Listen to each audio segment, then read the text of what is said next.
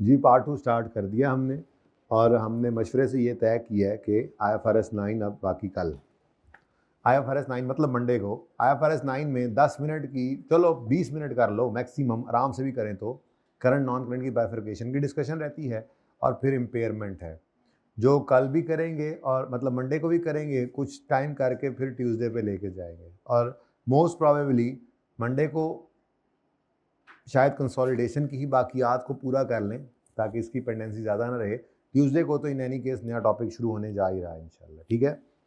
तो वॉल्यूम 2 जिनके पास नहीं है वो काइंडली वॉल्यूम 2 अरेंज कर लें। 4 टोटल टॉपिक हैं उसके अंदर, रेवेन्यू, EPS, सस्टेनेबिलिटी और चौथा केड़ा पता नहीं, दिमाग में नहीं आ रहा, फाइनल अकाउंट, ठीक है। बाकी छोटी मोटी चीज़ें जो साथ के साथ चलती होती हैं, ठीक है। यानी इंटीग्रेटेड टॉपिक्स का एक चैप्टर बना, उसमें क्या है 2 टॉपिक मिलकर एक सवाल बना हुआ है या 3 टॉपिक मिलकर इस तरह से, तो और फिर लास्ट अटैम्प्ट जो रीसेंट अटैम्प्ट गुजरी है वो आपकी होगी उसमें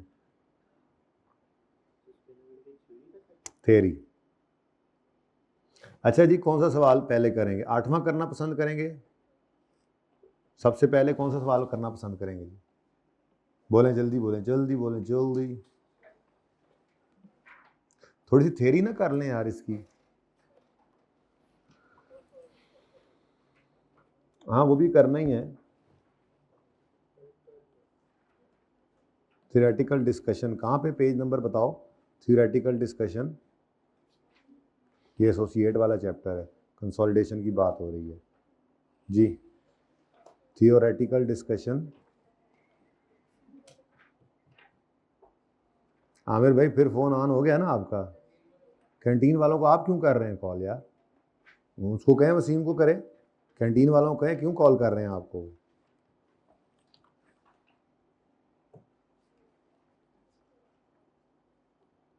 तो नहीं, कॉलेज वाली कैंटीन की बात कर रहे, घर वाली कैंटीन की बात कर रहे हैं।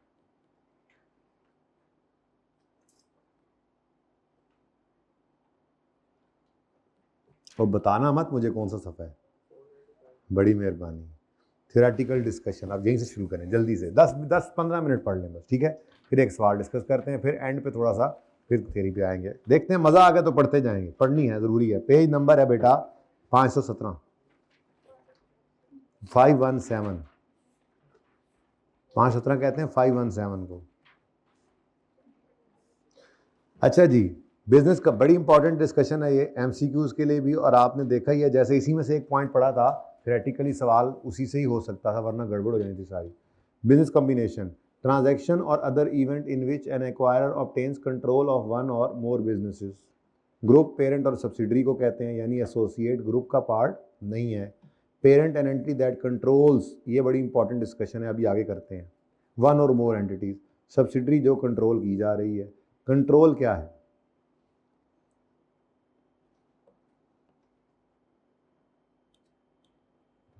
An investor controls an investee if and only if it has all the following। पहली बात, इस उसकी पावर है over investee, exposure, right to variable return. Variable return किसे कहते हैं जी? वेरिएबल रिटर्न किस टाइम किसको कहते हैं? वेरिएबल रिटर्न किसको कहते हैं? डिविडेंड को बेटा। वेरिएबल रिटर्न किसे कहते हैं? ठीक है जी।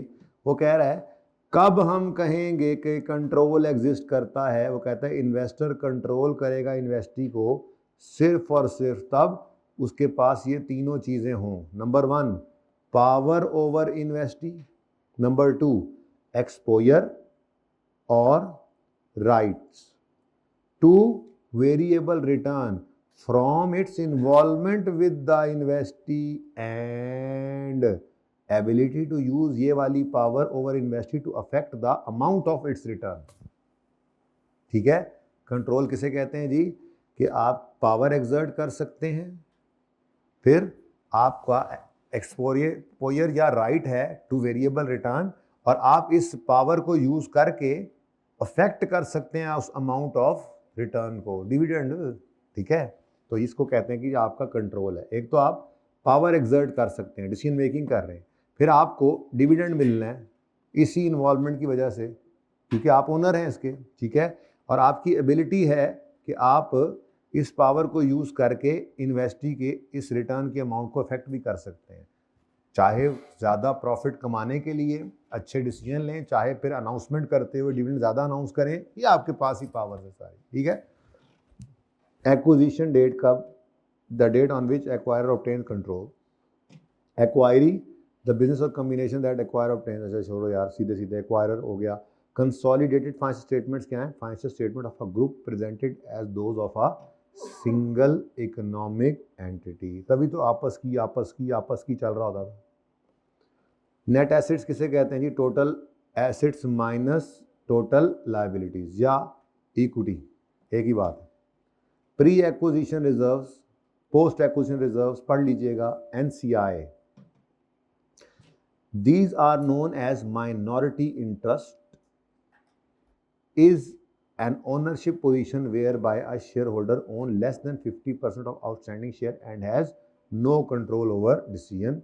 Separate financial statements are those presented by an entity in which parent entity presents its investment in subsidiary at cost or in accordance with IFRS 9 or using, यानी ये वाली लाइन पढ़ने का मतलब एक और बात भी समझ आई, आपको समझ आई या नहीं आई, मुझे तो आ गई जी। इसका मतलब पता है क्या है, इसका मतलब ये है मेरे प्यारे प्यारे बच्चों के पेरेंट अपनी सेपरेट फाइनेंशियल स्टेटमेंट्स के अंदर, जैसे इन्वेस्टमेंट,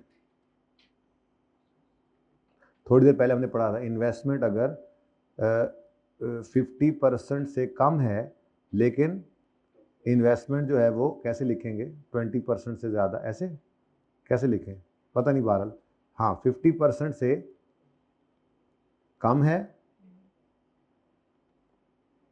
लेकिन 20% से क्या है, ज़्यादा, तो वो एसोसिएट बनती थी ना, तो उसके लिए क्या कहा गया था कि वो 3 तरीके से अपनी सेपरेट फाइनेंशियल स्टेटमेंट्स में रख सकती है इस इन्वेस्टमेंट को। अभी पता चला हमें कि पेरेंट अपनी सेपरेट फाइनेंशियल स्टेटमेंट में उन शेयर्स को जो 50% से ऊपर की शेयर होल्डिंग रखते हैं उन्हें भी इन तीनों मेथड के तहत रख सकता है। तो पेरेंट की अगर इन्वेस्टमेंट मोर देन 50% हो गई है, जिसको हम क्या कहा करते थे जी, इन्वेस्टमेंट इन सब्सिडरी कहते थे ना जी, तो इसके बारे में जी सेपरेट फाइनेंशियल स्टेट, अच्छा पहले वही तरतीब बनाते हैं ना, वही तरतीब, ठीक है। पहली बात, कंसोलिडेशन के अंदर, अभी मैंने जो सुबह वाले लेक्चर में, पिछले लेक्चर में जो समझाया है वो वाली बात ज़रा दोबारा तरतीब से करते हैं ना। पेरेंट ने अगर किसी के 20 से 50% शेयर्स रखे हुए हैं तो वो क्या कहलाता है जी, एसोसिएट, और उस पर आपका क्या है, सिग्निफिकेंट इन्फ्लुएंस, ठीक है। तो उस सूरत में कंसोलिडेटेड फाइनेंशियल स्टेटमेंट्स के अंदर आपके पास क्या ऑप्शन है जी, only one option, that is equity method, सुबह पढ़ा था। और अगर आपने किसी के 50% से ज़्यादा शेयर खरीदे हुए हैं तो अपनी सेपरेट फाइनेंशियल स्टेटमेंट्स के अंदर आप तो जो मर्जी करें, कंसोलिडेशन के अंदर आपके पास क्या ऑप्शन है, ओनली यूज एक्विजिशन मेथड। बेटा क्या आपने कंसोलिडेशन में कोई इसके अलावा मेथड देखा था, P+S के अलावा? तो ओनली क्या कर सकते हैं आप, यूज एक्विजिशन मेथड, ठीक है जी, सिर्फ एक्विजिशन मेथड यूज कर सकते हैं आप, ओके। एक्विजिशन मेथड किसे कहते हैं जी, एक्विजिशन मेथड किसे कहते हैं जी, line by line addition, line by line addition.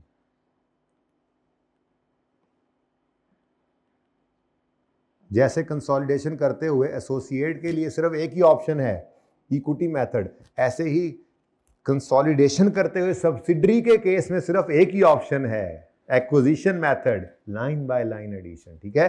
तो मैं यूं लिख सकता हूं अब अलग से, अब ओनली यूज, ओनली ये ऑप्शन, ठीक है। लेकिन जैसे ही आपने सेपरेट फाइनेंशियल स्टेटमेंट्स की बात सुबह की थी, इधर भी वही मामला चल रहा है। सेपरेट फाइनेंशियल स्टेटमेंट्स के अंदर अब ये वो बातें जो स्टार्ट के अंदर नहीं की गई थी, बातें पूरी ही अब आके हो रही हैं। तो आपके ज़हनों में कभी कभी आता भी था यार ये कॉस्ट पे ही होगा, कॉस्ट भी होगा, भाई सेपरेट के अंदर कॉस्ट पे भी हो सकता है, इन्वेस्टमेंट इन शेयर्स भी कॉस्ट पे भी हो सकता है, एट कॉस्ट, बिल्कुल हो सकता है एट कॉस्ट, हो सकता है IFRS अंडर एज पर अंडर IFRS 9 लिख लो सर, IFRS 9 के तहत भी हो सकता है और इक्विटी मेथड के तहत IAS 28 के तहत ये भी रख सकते हैं। लेकिन आपके सिलेबस के अंदर जो है वो क्या है, सेपरेट फाइनेंशियल स्टेटमेंट में कॉस्ट पे गिवन होता है, कंसोलिडेशन करते हुए आप उसको फिर खुद सारा काम कर रहे होते हैं। लेकिन अगर खुदा ना खास्ता ऐसी कोई फनकारी लग जाए तो पता होना चाहिए कंसोलिडेशन करते हुए एक ही ऑप्शन है, और वो क्या है, सब्सिडरी केस में वो सिर्फ, ठीक है, यहाँ पर आपको एट कॉस्ट देता है कंसोलिडेशन के सवालों के अंदर, और फिर आप उसको कंसोलिडेट कर रहे होते हैं। ठीक है, तो ये एक इम्पॉर्टेंट पॉइंट था जहाँ पे पुरानी बातें, असल में ये बात इंतज़ार कर रही थी कि इधर आप एसोसिएट के लिए इस बात को करें तो फिर सब्सिडरी वाला पॉइंट भी पढ़ा जाए। चलें आगे।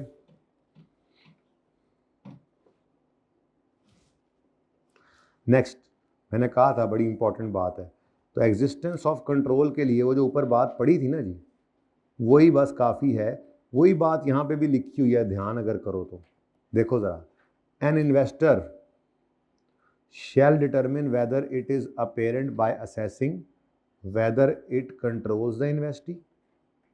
अब an investor controls an investee if and only if it has all following। ऊपर वाली डेफिनेशन ज़रा डिटेल से लिखी हुई, तो मैं उतनी ही बात लिखूंगा बीच में से, क्या, पावर ओवर इन्वेस्टी, एक्सपोजर और rights to variable return from involvement with the investee, और ability to use its power over investee.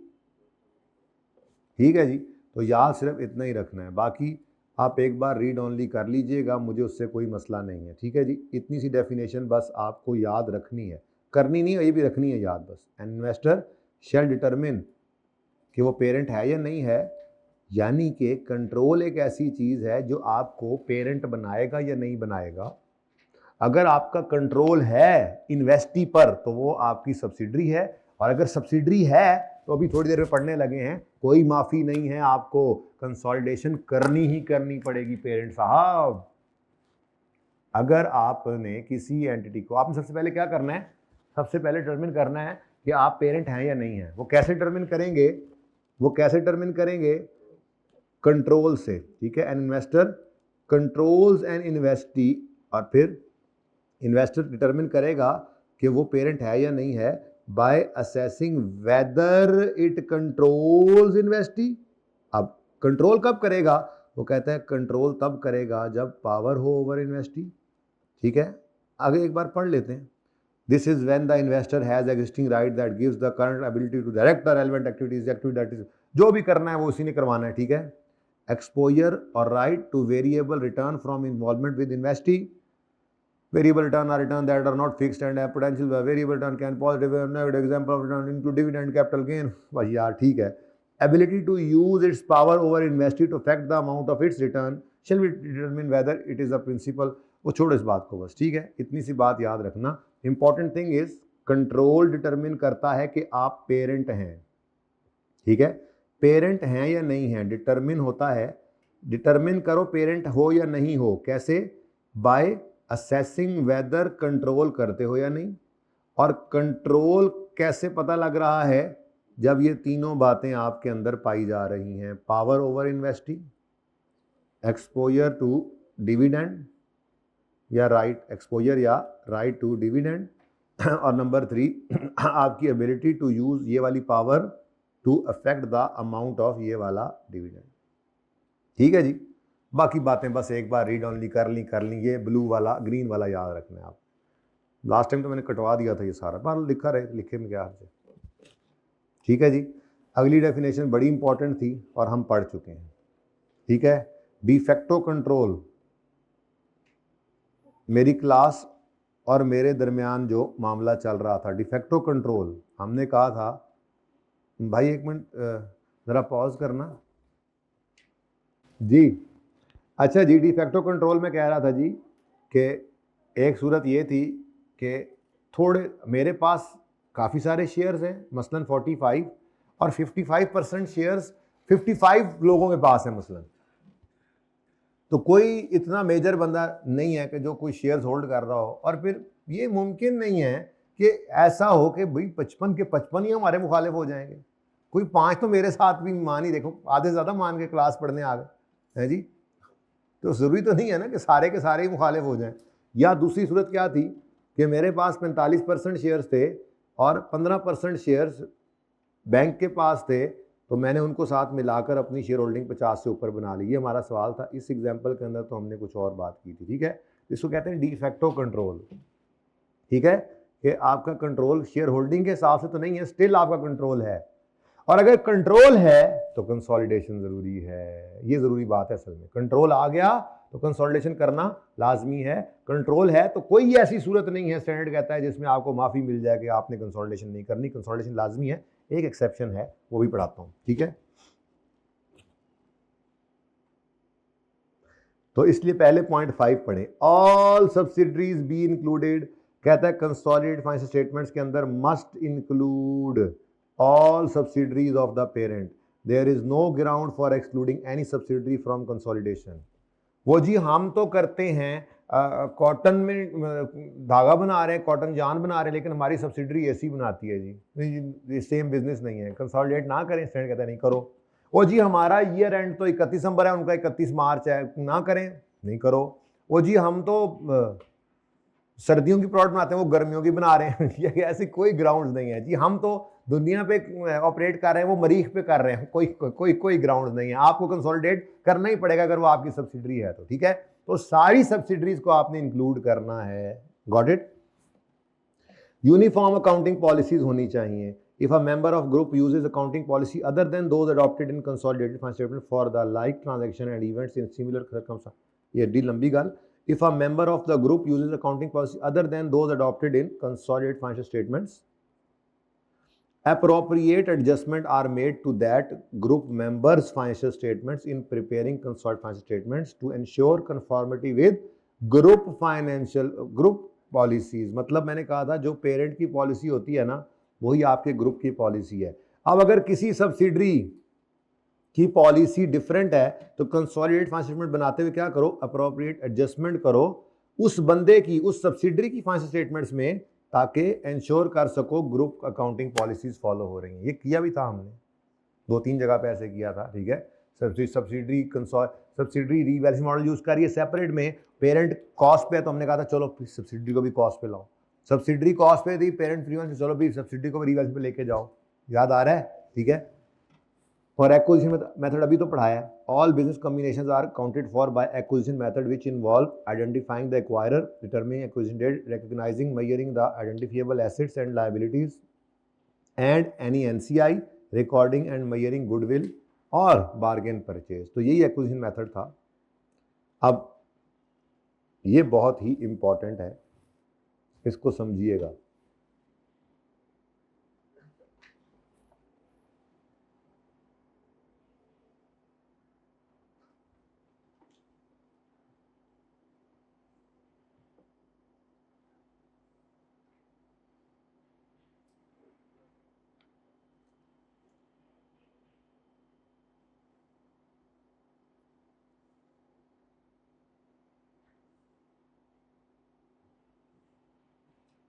मैंने कहा यार एक एग्जाम्पल जो है मुझे कुछ याद आ रही है वो उठा लेते हैं, लेकिन जिनी देर से मैंने लाती ना पहुंचन थे उन देर में दोबारा वो नवी बना लेनी थी।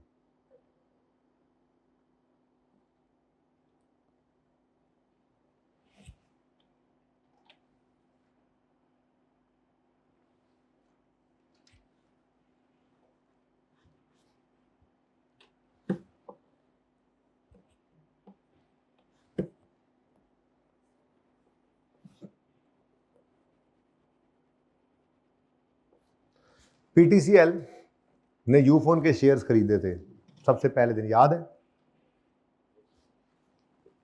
अभी हमने पढ़ा कि कोई माफ़ी नहीं है जी, अगर आपका कंट्रोल है तो आपको कंसोलिडेशन करनी ही करनी पड़ेगी, ठीक है। लेकिन एक एक्सेप्शन है जो पीटीसीएल को छुटकारा दिला देगी कि वो सब्सिडरी यानी यूफोन को कंसोलिडेट करे। सिर्फ एक ऐसी सिचुएशन है, मैं चाह मुका के तुम दस दूँ। क्योंकि शरबत बनती जा रही है।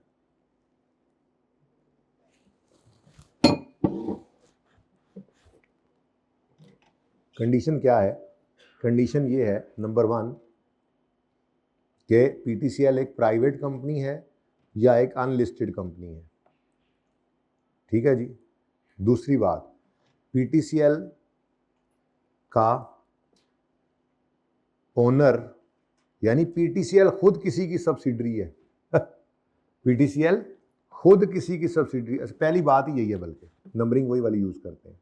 और जाए नंबर 1, पीटीसीएल खुद किसी की सब्सिडरी है, यानी पीटीसीएल को किसने एक्वायर किया हुआ है? पीएसओ ने। तो पीटीसीएल खुद किसी की सब्सिडरी है। नंबर 2, पीटीसीएल प्राइवेट या अनलिस्टेड कंपनी है। नंबर 3, पीटीसीएल का 20% तो पीएसओ के पास है। एक मिनट, चौथा बाद में, ठीक है। तीसरी बात, जो अल्टीमेट पेरेंट है ना जी, जो अल्टीमेट पेरेंट है यानी पीएसओ, वो कंसोलिडेटेड फाइनेंशियल स्टेटमेंट्स बना रहा है, जिसमें उसने पीटीसीएल के साथ साथ उसके, यानी ये दादा है दादा, तो ये बेटे के साथ पोते को भी ऐड कर रहा है।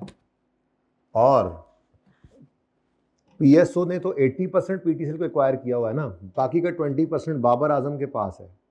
तो बाबर आजम को भी इस पर कोई एतराज नहीं है कि पीटीसीएल कंसोलिडेटेड फाइनेंशियल स्टेटमेंट नहीं बना रहा, बल्कि दादाजी जो हैं, इसके अब्बा जो हैं, पीटीसीएल के अब्बा जो हैं, वो ऐसा ग्रुप फाइनेंशियल स्टेटमेंट बना रहे हैं जिसके अंदर उन्होंने सब्सिडरी को भी ले लिया। ये 4 शराइत पूरी हों, ये 4 शराइत पूरी हों तो पीटीसीएल को माफ़ी है कि वो यूफोन के साथ कंसोलिडेशन ना करे। ठीक है, तो ये 4 चीज़ें कौन सी बनी? नंबर 1, पीटीसीएल तो यूफोन का पेरेंट था, कंट्रोल कर रहा है, कंसोलिडेशन जरूरी है, लेकिन इसको छूट मिल रही है। क्यों? पीटीसीएल का भी कोई बाप है, पीटीसीएल खुद सब्सिडरी है। ठीक है। नंबर 2, पीटीसीएल पीवीटी या अनलिस्टेड कंपनी है। नंबर 3, पीटीसीएल के, बल्कि ये 4 पे रखें। नंबर 3, पीटीसीएल का जो अब्बा है पीएसओ, वो एक ग्रुप फाइनेंशियल स्टेटमेंट्स बना रहा है, जिसके अंदर उसने, जाहिर सी बात है, पीटीसीएल को और उसके बच्चे को दोनों को ही ले लेना है, बेटे को भी पोते को भी। ठीक है। और पीटीसीएल का अगर कोई और ओनर है पीएसओ के अलावा, अगर कोई एनसीआई है, तो उसको इस पे कोई एतराज नहीं है। तो ऐसी सूरत के अंदर पीटीसीएल को यह छूट दे दी जाएगी कि वो कंसोलिडेशन बेशक ना करे। एमसीक्यूज के लिए बहुत इंपॉर्टेंट पॉइंट। ठीक है जी।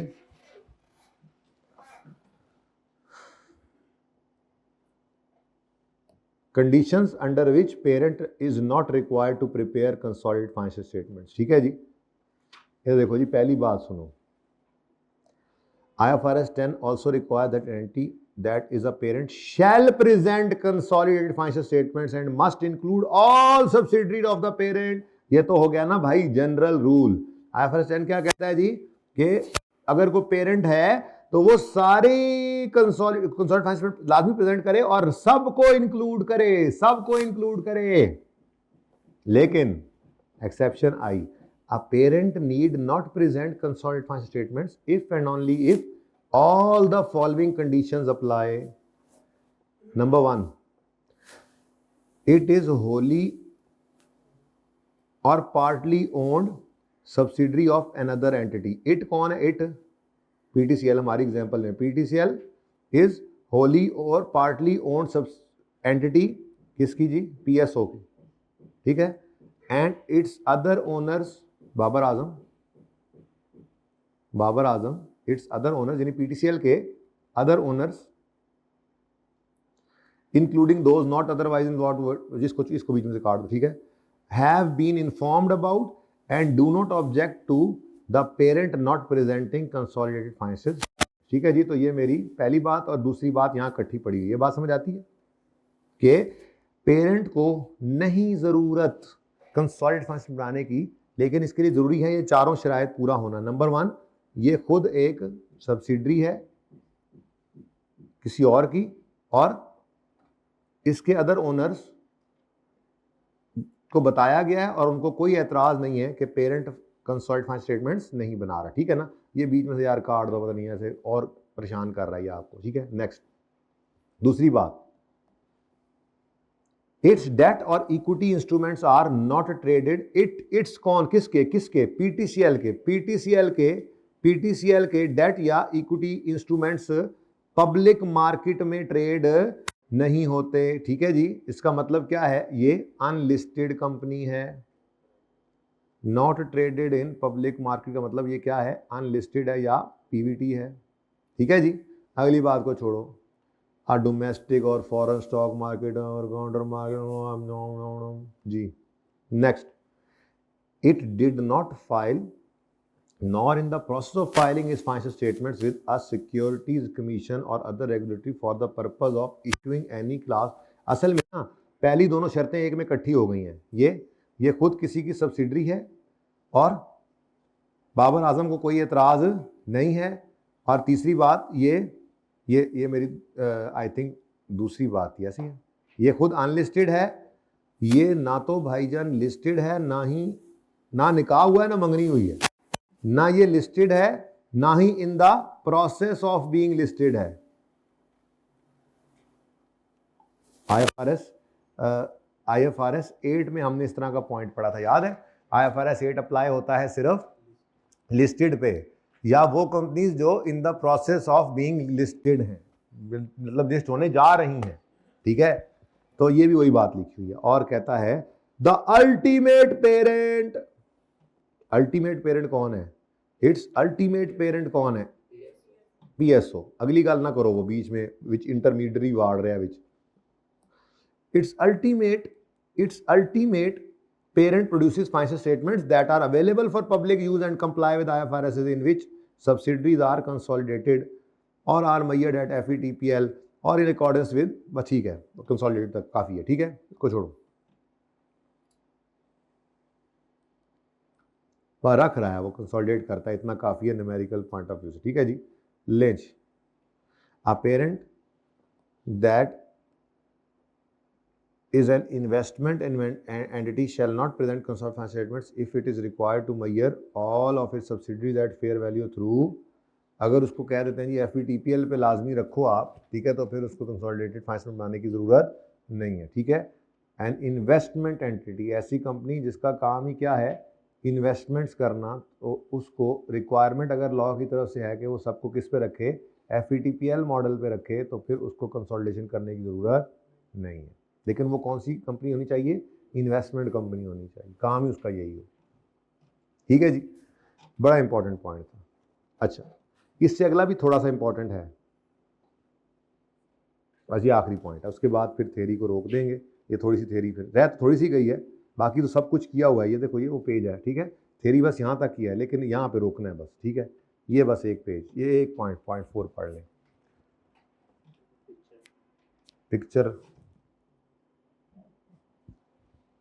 पिक्चर ले लेनी है ना भाई, आप बनाने लग गए मोबाइल ऑफ।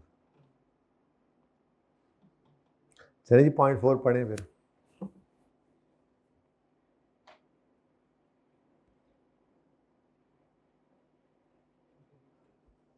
जल्दी कर लो, सवाल करना है यार, जिधर हाथ डालें वही गले पड़ जाती है चीज़, है ना। अगली दफ़ा एक्स्ट्रा क्लास भी 3 घंटे की रखनी है, 2 घंटे कम पड़ते हैं।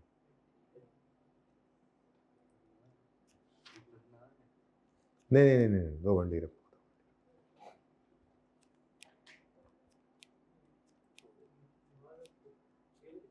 6:20 पे नहीं लेट होती, टेंशन ना, टाइम दिया जाएगा। हाफिज है कोई हम में से कि सबको मेरी तरह अल्लाह हाफिज है, नहीं फंसे हम। हाँ जी, same reporting date of parent and subsidiary, भाई ये ज़रूरी है कंसोलिडेशन के लिए, ये ज़रूरी है कि पेरेंट और सब्सिडरी की रिपोर्टिंग डेट सेम हो, नहीं है तो सेम करें, लेकिन थोड़ी सी गुंजाइश एक है, वो भी पढ़ लेते हैं, पर सारी बात देखें अब, ठीक है। The financial statements of parent and its subsidiaries used in preparation of consolidated financial statements shall have the same reporting date। ये तो पहली बात होगी ना, लेकिन अगर ऐसा नहीं है, when period end is different, तो सब्सिडियरी को कहा जाएगा कि please the subsidy prepare for consolidation purpose additional financial information as of the same date as financial statement of parent to enable consolidation. ठीक है, ये तो हो गई ना बात, unless it is impracticable to do so. तो भाई जनरल रूल क्या बना जी, पेरेंट और सब्सिडरी का ईयर एंड क्या होना चाहिए, सेम, ताकि कंसोलिडेशन हो सके। और अगर डिफरेंट है तो फिर सब्सिडरी को कहा जाता है कि फिर आप स्पेशल फाइनेंशियल स्टेटमेंट्स बनाएं और ईयर एंड को वहां तक लाएं जहां पे सब पेरेंट का ईयर एंड पड़ा हुआ है, ताकि कंसोलिडेशन पेरेंट कर सके। लेकिन अगर ऐसा ना हो सकता हो तो ऐसी सूरत के अंदर क्या है, if it is impracticable to do so, subsidiaries most recent financial statements may be used with adjustments of significant transactions and events। ठीक है जी, लेकिन ये बेटा कब है, जब impracticable हो जाए। ठीक है, लेकिन इन एनी केस ये डिफरेंस जो है ये 3 महीने से ज़्यादा नहीं होना चाहिए। And the length of reporting period and any difference between the dates of financial statement shall be the same from period to period. ठीक है जी, तो ये क्या कहता है जी, नंबर 1 पॉइंट, सबसे पहली बात फाइनेंशियल स्टेटमेंट्स दोनों, फाइनेंशियल ईयर एंड दोनों का क्या होना चाहिए, सेम। ठीक है, अगर ना हो तो सब्सिडी कहेंगे कि आप स्पेशल फाइनेंशियल स्टेटमेंट्स बनाएं ताकि कंसोलिडेशन मुमकिन हो सके। लेकिन अगर सब्सिडरी हाथ खड़े कर दे कि नहीं ये तो मुमकिन नहीं है, तो फिर सब्सिडरी की मोस्ट रिसेंट फाइनेंशियल स्टेटमेंट उठा लोगे और उसमें सिग्निफिकेंट एडजस्टमेंट्स कर लोगे। लेकिन याद रखना, ये किसी भी सूरत में 3 महीने से ज़्यादा का अरसा नहीं होना चाहिए। ठीक है, मतलब अगर 3 महीने तक का अरसा है, यानी कि सब्सिडरी का ईयर हो रहा है 30 सितंबर और 31 दिसंबर हो रहा है पेरेंट का, तो हम कहेंगे जी इन 3 महीनों की सिग्निफिकेंट, पहली बात तो कहेंगे भाई इन 3 महीनों की फाइनेंस बनाओ और ईयर 31 दिसंबर पे करके दो हमें। वो कह लीजिए मुमकिन ही नहीं है, मिसाल के तौर पे अगर ऐसा हो जाए, मुमकिन होता है लेकिन मुमकिन अगर नहीं है, मतलब नहीं हो सकता, तो फिर हम कहेंगे चलो जी सिग्निफिकेंट ट्रांजैक्शंस देख लेते हैं जो इन 3 महीनों में हुई है सब्सिडरी की। ठीक है, नहीं है फाइनेंशियल स्टेटमेंट तो कोई बात नहीं, देख लेते हैं, लेकिन 3 महीने से ज़्यादा की तो इजाज़त ही नहीं है, इतनी भी गुंजाइश नहीं है। ठीक है, आया कहता है and the length of reporting periods and any difference between the dates of shall be the same from, एक बार ये जो चल रहा है या तो दोनों साल सेम हो जाएं, या फिर उसके बाद अगर ये सितंबर दिसंबर है तो फिर ये हर साल ऐसा ही रहे कम से कम। ठीक है ना, लेकिन 3 महीने से ऊपर की तो इजाज़त ही नहीं है, तो उसकी इजाज़त ही नहीं है। ठीक है, ये भी एक इंपॉर्टेंट पॉइंट ही था। चलें जी, बहुत हुआ थ्योरी, इस सफ़े तक देख लेंगे इंशाल्लाह। बड़े एमसीक्यूज हो गए इसके अंदर, आपको बड़े एमसीक्यूज हो गए, आपको पता ही नहीं, होते जा रहे हैं। आ जाए जी पास पेपर, अकड़ बकड़ करें जब आप बताएंगे कौन सा पास पेपर करना है। 8वां कर लेते हैं, फिर 7वां भाई कह रहे हैं भी आप हमें एक मौका दें अभी, क्योंकि कह रहे हैं संडे आ रहे हैं, हमने लुट मचा देनी है पढ़ पढ़ के, तो आप हमें एक मौका दें। हमने 7वां करना है, उसमें इन्वेस्टमेंट प्रॉपर्टी वाली एडजस्टमेंट आई थी, वरना तो उसके अलावा कुछ नहीं है उस सवाल में। वैसे कितने बच्चों ने अटैम्प्ट किया था, 1 2 हो गया होगा, 7, हाथ वापस कर दो जी। आपसे हो गया था बेटा, किसने किया था, हो गया था ना, ये हो जाने वाला सवाल है, जो एक एडजस्टमेंट ना होने वाली, हो गया था आपसे उसमें फिर उसमें मंडे को फिर वो भाई नाराज होते हैं, वो कह रहे हैं मंडे तक का मौका दें, और भी बच्चे कह रहे हैं। अच्छा, थ्योरी पढ़ाइए, हाँ बोलो।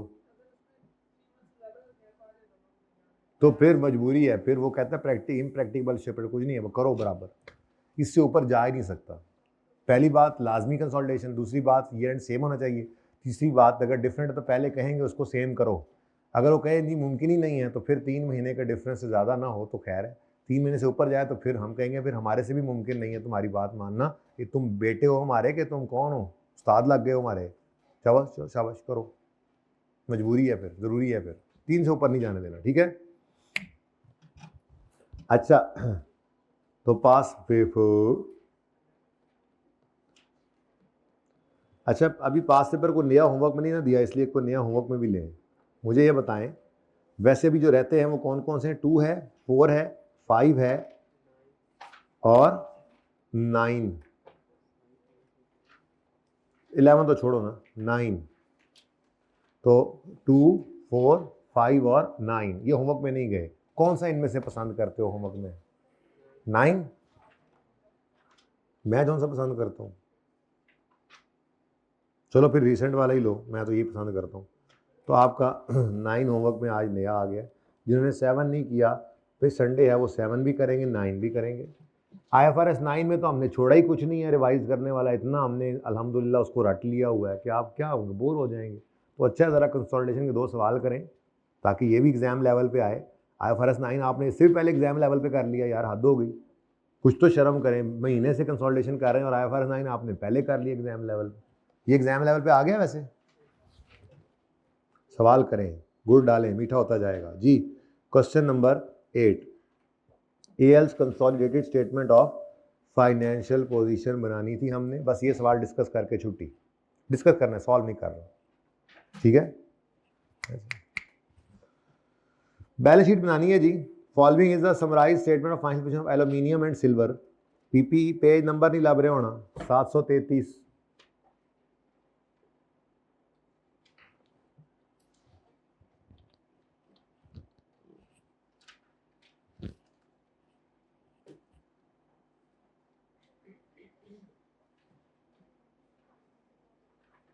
अच्छा जी,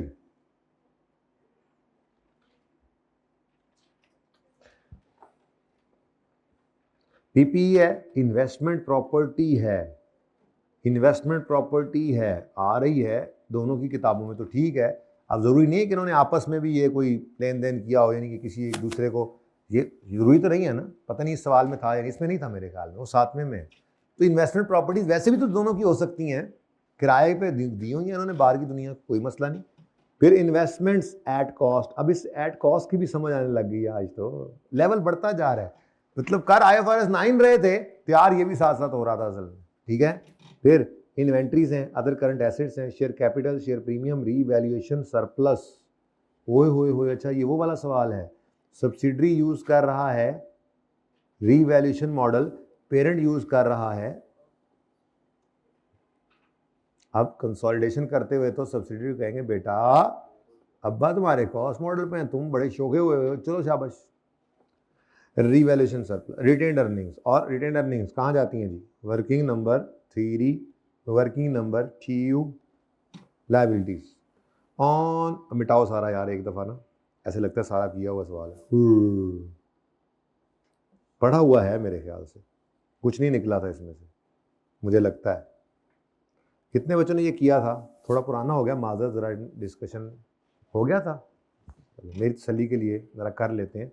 बेसिकली मेरी तसल्ली तो इसमें हो रही है, असल में पक्की एक एडजस्टमेंट है। अब इसमें करेक्शन ऑफ एरर करनी पड़ सकती है, अगर कोई गलती की हुई तो चूंकि उसने हमें क्या किया हुआ है, यहाँ पे इन्वेस्टमेंट एट कॉस्ट दी हुई है। अब PNL के सवालों के अंदर ना हमने गौर करें तो हमने देखा था, क्योंकि बैलेंस शीट गिवन नहीं होती थी, हमें इन्वेस्टमेंट की फिगर अवेलेबल ही नहीं होती थी, तो उसने कोई गलती की भी होती तो हम कहते थे यार बाढ़ में जाए गलती, असल वाला पकड़ो, इन्वेस्टमेंट इन एसोसिएट की फिगर, सब्सिडी की फिगर निकाल लो। लेकिन अगर खुदा ना खास्ता बैलेंस शीट का सवाल हो और गलती हो जाए, तो फिर इन्वेस्टमेंट की फिगर जो सवाल में नजर आ रही है वो सही नहीं है, तो करेक्टिंग एंट्री करनी पड़ेगी, मजबूरी है, ठीक है। अच्छा जी, कहता है यकम जनवरी 22, चलो ये अच्छी बात है कि साल के पहले दिन उसने एक्वायर किया इसको। ऑन यकम जनवरी 22, date of acquisition, AL acquired 70% shares of SL। तो पेरेंट हो गया, ये सब्सिडरी हो गई है जी। क्या किया जी? Issuance of 20 million shares of AL after 1 month of acquisition. Shares ले लेना। अब market price of parent's shares at acquisition date was 25, however market price increase to 27 each when shares were issued. कभी इसको लिया था, लेकिन उन्हें ते चन चढ़ाना सी, उन्हें चढ़ाता क्या जी? The issuance of shares has been recorded in P's books at, तो जो होना था भाई वो नहीं हुआ, बल्कि कुछ और हो गया, हुआ तो वही लेकिन गलत अमाउंट से हो गया, ठीक है। उसके बाद कहता है जी कैश पेमेंट 304 की है आफ्टर 3 ईयर्स, लेकिन the amount payable has been recorded in full, that is 304 in P's books. यार क्या कर रहा है ये अकाउंटेंट, पता नहीं कहाँ से आ जाते हैं ये लोग। चलो खैर कोई बात नहीं, खैर है, सब्र करें, सब्र का फल मीठा होता है। वर्किंग वन आपकी यूं चल रही होगी सवाल में, वर्किंग वन एडजस्टमेंट अकाउंट,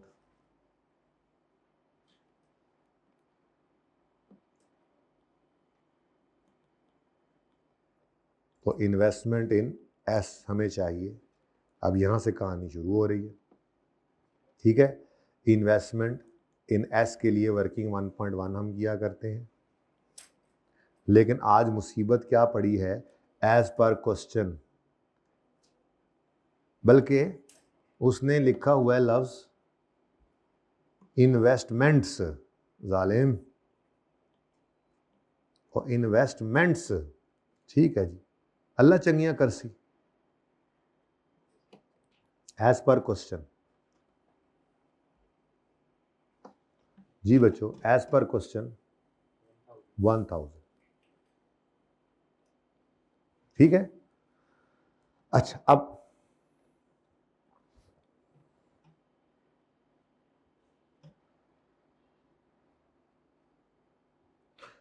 होना क्या चाहिए था ओरिजिनल जी, इन्वेस्टमेंट इन शेयर्स डेबिट और परचेज कंसीडरेशन पेएबल क्रेडिट। कब कब कब? 1 जनवरी 22 पे। कितने से? जल्दी बताओ, जल्दी जल्दी करो करो, जल्दी करो। 20 मिलियन शेयर्स इशू करने का वादा किया है, और जब वादा किया उस दिन प्राइस क्या है? 25, तो 20 इंटू 25 500, तो 500 से investment in shares debit purchase consideration payable credit, और फिर 1 महीने बाद मोरखा 1 फरवरी 2022 होगा ना, जब शेयर्स इशू हुए उस दिन हमें क्या, हमारी बला से क्या प्राइस है, हम तो इसी परचेज कंसीडरेशन पेएबल को डेबिट करना होता था, और शेयर कैपिटल क्रेडिट। अब 20 शेयर्स हैं, हर शेयर की फेस वैल्यू सवाल के फेस के ऊपर ही लिखी हुई है 10, तो यहाँ पर 10 चला गया, और बाकी शेयर प्रीमियम कितना जी? नहीं, यहाँ पे 15, क्योंकि इशू किया है हमने इसको 25 पे, ठीक है जी। ऊपर लिखा हुआ जी कितना? 300, ये होना चाहिए था। समझ आती है बात? 1 फरवरी, ठीक है।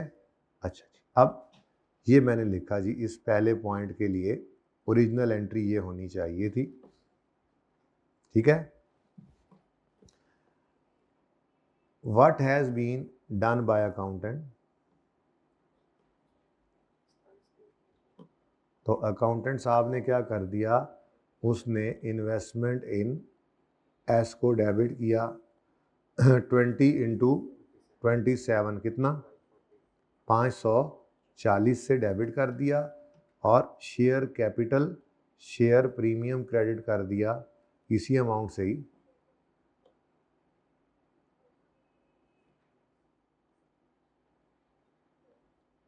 टेन और 20 इंटू 17 जी, 200 थे, ठीक है जी।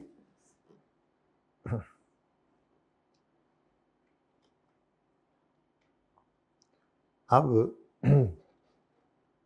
रेक्टिफिकेशन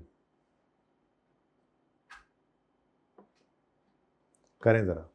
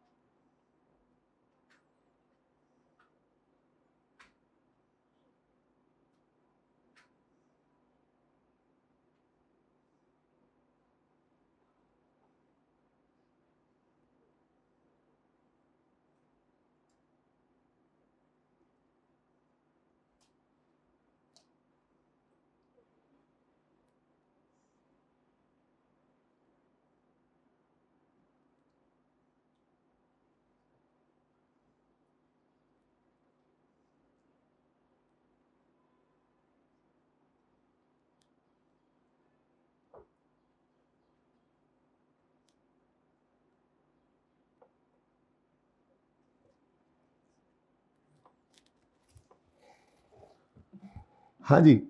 अब बताएं जी भाई, इन्वेस्टमेंट इन एस 500 से डेबिट होना था, वो 540 से डेबिट हो गया, तो इन्वेस्टमेंट इन एस को क्रेडिट करना पड़ेगा 40 से। ठीक है। परचेज कंसिडरेशन पेबल क्रेडिट होकर डेबिट होना था। ठीक है, हमारे साल में हो गया ना, कोई मसला नहीं है, इससे इसका कोई असर हम पे नहीं पड़ना। ठीक है, ये होना था, नहीं हुआ था, सही कर लिया हमने, यानी कि कम ज़्यादा। ये क्रेडिट होकर डेबिट हो जाना था, इसलिए इसको कुछ नहीं करना। शेयर कैपिटल 200 से क्रेडिट होना था, 200 से ही क्रेडिट हुआ, कुछ ना करें। शेयर प्रीमियम 300 से क्रेडिट होना था, और 340 से क्रेडिट हो गया, तो सही करने के लिए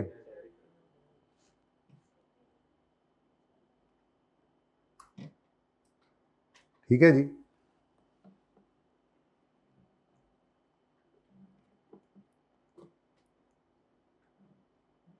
लें जी,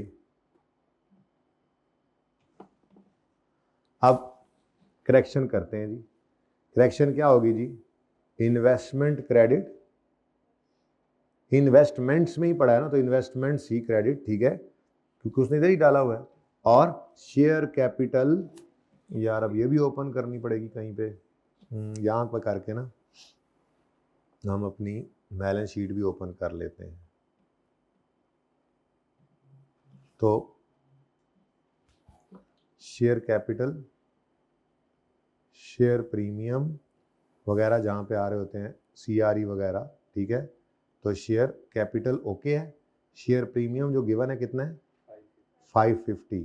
अब डबल एंट्री देखो, डबल एंट्री देखो, शेयर प्रीमियम डेबिट और इन्वेस्टमेंट्स क्रेडिट। ठीक है जी।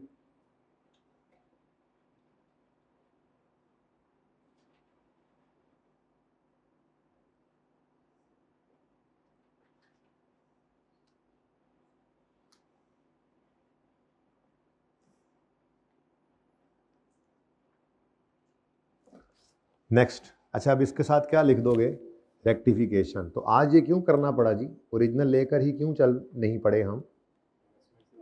हाँ जी, तो पिछले 2 सवालों में भी गलती हुई थी, लेकिन हमें सवाल के अंदर इन्वेस्टमेंट की फिगर गिवन नहीं थी, जिसको सही करके हमने लेना था, तो इसलिए हमारा काम चल गया था। ठीक है, नेक्स्ट, उसके बाद जी दूसरी एडजस्टमेंट है जी, इन्वेस्टमेंट इन एस को डेबिट करके पेएबल को क्रेडिट करना था 1 जनवरी 22 पे। Investment in S debit, payable credit. अब कितने पैसे जी देने थे? 304, और डिस्काउंट रेट कहीं सवाल में होगा एंड पे करके, ये 15%। तो 304 इंटू 1.15 रेज टू पार, कितने साल? 3 साल बाद देना था, बोले 200 पे इसको रिकॉर्ड करना था, नंबर 1। नंबर 2 क्या करना था? 31 दिसंबर 22 पे जाके इसकी एंट्री, बैलेंस शीट का सवाल है ना, बैलेंस शीट का सवाल है ना, तो फिर अब इंटरेस्ट एक्सपेंस को CRE में डेबिट करके इस पेएबल को ग्रो कराना था जी। तो 200 इंटू 15%, 30। वेरी वेरी सिंपल वैसे आपस की बात, लेकिन मैं बस ये एक सवाल ना कम से कम देखना चाह रहा था, क्योंकि अभी तक ना इसमें वो इन्वेस्टमेंट सही करने का मौका नहीं आया था, और इस सवाल में इन्वेस्टमेंट का सही करना अखीर है, यानी अखीर पे जाके IFRS 9 भी निकलना था थोड़ा सा, जिसको एंड पे जो बची है उनको फेयर वैल्यू पता नहीं क्या कह रहा था वो देखते हैं, यानी कि यहाँ पे अल्टीमेट था इसे रेक्टिफिकेशन, इसके अंदर इसकी दिल किया कि ये कर ले। ठीक है, अब उसने क्या किया है जी, बाइजन ने इन्वेस्टमेंट इन एस को, यानी इन्वेस्टमेंट को क्या कह रहा है जी, फुल अमाउंट पे ही रिकॉर्ड कर दिया है जी, खैर से। तो 304 है, और 304 कर लो यार, ਤੁਹਾਡੀ मेरी को लड़ाई है, इस टाइम तो बिल्कुल भी नहीं है, जो तुसी कहो वही कर लो। अच्छा जी, अब सही कर लो जी, इन्वेस्टमेंट को 200 से डेबिट करना था, कर गए 304 से डेबिट, तो इन्वेस्टमेंट को क्रेडिट कर दो 304 माइनस 200, सीधा ही कर दो यार, ठीक है, कितने से? 104 से। ठीक है, पेएबल को क्रेडिट करना था 200 से, कर गए यार ये तो अलग अलग ही मेरे ख्याल में कर लेते हैं, ठीक है। तो पेबल को ज़्यादा क्रेडिट कर दिया सही करने के लिए, तो पेबल डेबिट, इन्वेस्टमेंट क्रेडिट, उसके बाद जी फिर ये तो सीधी एंट्री है, CRE डेबिट और पेबल क्रेडिट जी, कितने से 30 से, ठीक है जी। अब इन्वेस्टमेंट को फिर हिट पड़ी, तो हमने कहा जी लेस करो इसमें से भी, लेस ही है ना, फिर लेस है, ऐड है, लेस 104 माइनस, तो फिर रेक्टिफिकेशन हुई, माइनस कितना जी, बस ये एडजस्टमेंट करके मैं छुट्टी कीजिए, इन्वेस्टमेंट लेस निकाल के छुट्टी देता हूँ, ठीक है ना। बाकी जो एडजस्टमेंट एक दो रह गई हैं वो फिर अगर प्रॉब्लमेटिक मैंने तो करनी है, गुजार लेंगे कल किसी वक्त, ठीक है ना, मतलब मंडे को ऐसे 2-4 मिनट में। लेकिन ये बहुत इंपॉर्टेंट है, पूरा फोकस अब करें, छुट्टी होने को है, बस छुट्टी बहुत करीब है, मुझे पूरा फोकस चाहिए आपका इस वक्त, ठीक है। ये एडजस्टमेंट हो गई जी, सही है। उसके बाद ये एंट्री तो भाई CRE में, CRE भी अब बनाना पड़ेगा, CRE डेबिट, और दूसरी तरफ पेबल, यहां पे करके कहीं पेबल आएगा, पेबल। अब पहले पेबल रिकॉर्ड किया आपने, पेबल जितना भी होगा P+S के अंदर, क्योंकि उसने पेबल पूरा रिकॉर्ड किया हुआ है ना, तो P+S में, इसमें P ने 308 के 300 जितने भी था उस पर वो पूरा रिकॉर्ड किया हुआ है ना, उसने recorded at full amount, investment debit payable credit उसने तो 304 से किया हुआ है ना पूरा, हमने उसको सही करना है। अब एंट्री क्या पड़ी देखो, पेबल, पेबल डेबिट, डेबिट का मतलब 104 से ये कम होगा, और इधर इन्वेस्टमेंट क्रेडिट, ठीक हो गया। और दूसरी एंट्री CRE डेबिट और पेबल क्रेडिट, ठीक है जी, ये CRE आ गया। तो यहां पे हमने लिखा जी पेबल, पेबल का क्या है जी, इंटरेस्ट अनवाइंडिंग, ठीक है, समझ आ रही है। अच्छा, उसके बाद आप जनाब खैर से कितना बचा जी, 856। अब ये इन्वेस्टमेंट्स को मैंने दुरुस्त कर लिया है, ठीक है। अब वो कहता है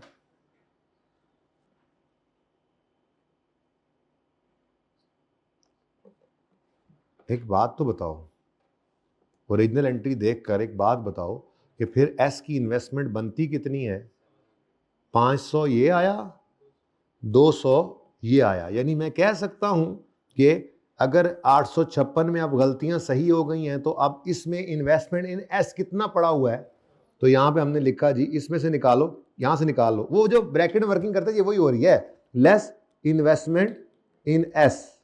अब इन्वेस्टमेंट इन एस में आप कह रहे हैं कितना जी, 500 है, पहला 500 है, ये वाला, ये 500, और दूसरा ये 200, यानी टोटल 700। अब करेक्शन के बाद यही बचा होगा ना, ज्यादा था कम था हमने दुरुस्त कर लिया, जब दुरुस्त कर लिया तो 856 के अंदर क्या पड़ा हुआ है, ये 700, ठीक है। तो हमने कहा 700, चलो इधर से निकलो, 500 जमा 200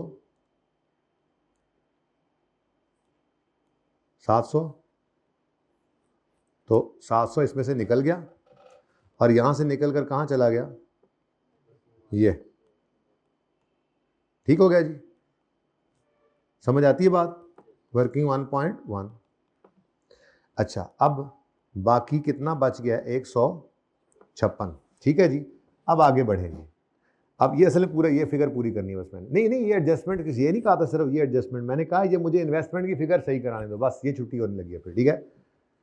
आगे सब कुछ आप कर लेंगे, बाकी नहीं होगा तो मैं देखूंगा कल। ये 0.5 पे आए, ऑन यकम जुलाई 22 AL ने एक्वायर किए 5 million shares representing 25% share holding in platinum limited for, अब ये क्या है, इन्वेस्टमेंट इन एसोसिएट।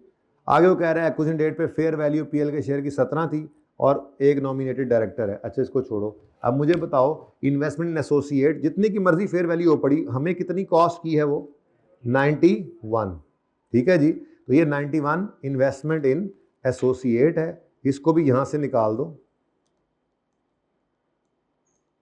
कहीं पे उसने कहा है कि गलती हुई है, इसको यहां से निकालो, 91 को यहां से निकाल के कहां ले जाओगे, अब पता ही है आपको कहां ले जाओगे, लिख देता हूं, सही है, इन्वेस्टमेंट इन ए, उसमें डेबिट, यहां से निकाल के डेबिट कर दो वहां पे, ठीक है।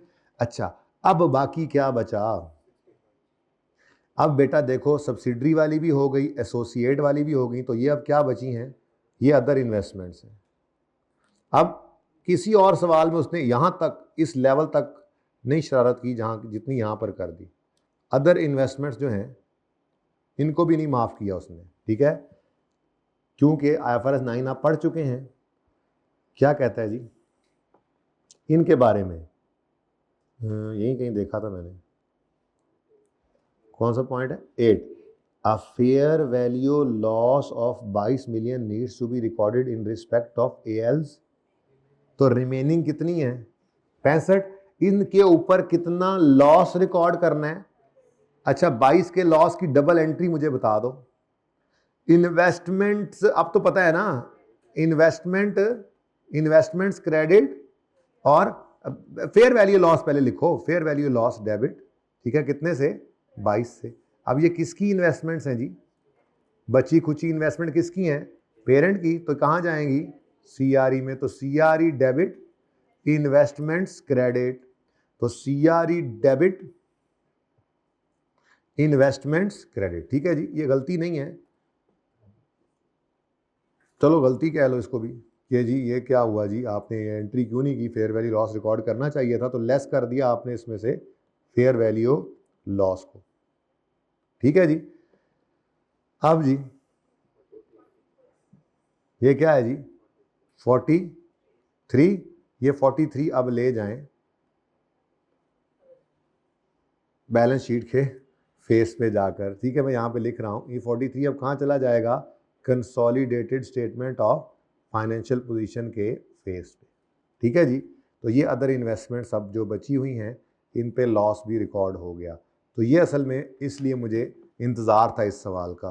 तो बाकी इस सवाल के अंदर अगर कोई एडजस्टमेंट अव्वल तो है नहीं, बहरहाल अगर कोई स्टिल तंग करती है आप प्लीज़ इसको ज़रा देख लीजिएगा, अगर कोई स्टिल तंग करे तो इंशाल्लाह उसको हम कर देंगे, ओके, सही है। एक मिनट ज़रा पिक्चर दिलवा दूँ आपको, फिर छुट्टी, पिक्चर ज़रा एक मिनट अच्छी सी,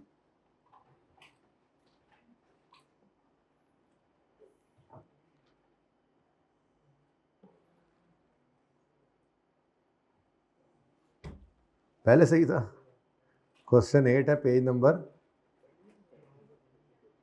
और इस पेज नंबर 732 से शुरू हो रहा होगा ना, 3 से शुरू हो रहा है। अच्छा, जितने बच्चों ने सवाल किया था इतना तो बता दें, इस इन एडजस्टमेंट्स के इसके अलावा क्या कोई इसमें प्रॉब्लम थी सवाल में, किसी किस्म की प्रॉब्लम होगी भी नहीं इंशाल्लाह। एंश्योर ये करना है कि सवाल ये आपने किया हो, जब कभी किया हो उसको खोल के देख लेना बस, ठीक है, उसमें आपको निशान नज़र आ जाएगा, इसके अलावा कोई मसला होगा नहीं, ठीक है ना। तो ऐसे ही बस मैंने एक एक सवाल, आज सोचा था मैंने 3-4 सवाल डिस्कस करने हैं, खैर कोई बात नहीं, मेरी सोचें तो ऐसी ही होती हैं, आप छोड़ें इस बात को, ज़िंदगी रही तो इंशाल्लाह मुलाकात होगी मंडे को, ठीक है, विद IFRS 9 की इम्पेयरमेंट, और हो सकता है साथ IFRS 15 शुरू करना पड़ जाए, तो वॉल्यूम 2 तो अरेंज कर लेना, मंडे को नहीं हो तो ट्यूसडे को तो लाजमी होना ही होना है, ठीक है। अल्लाह हाफिज़।